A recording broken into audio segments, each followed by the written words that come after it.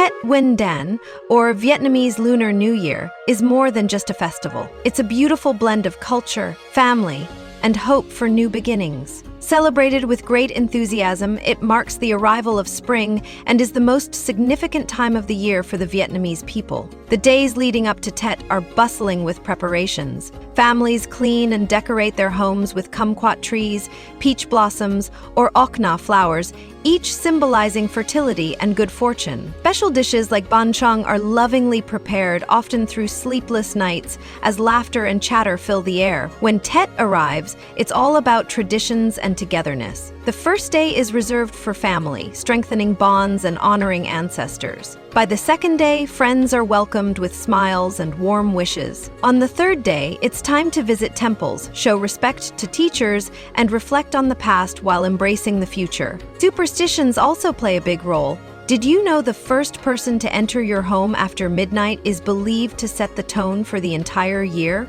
Or that sweeping the house during Tết could sweep away your luck? Even the colors red and yellow dominate every corner, believed to bring prosperity and joy. Tết is more than just a celebration. It's a fresh start. People forgive old grudges, settle debts, and focus on creating a path for a brighter tomorrow. It's a time for renewal, hope, and welcoming good fortune. As the streets light up in vibrant hues, dragon dances energize the atmosphere, and firecrackers echo to chase away evil spirits, one thing is clear. Tết is a festival of joy, unity, and endless possibilities. And if you're ever in Vietnam during Tết, remember this greeting, Chúc mừng năm mới. It's a heartfelt way of saying Happy New Year and embracing the spirit of this beautiful tradition.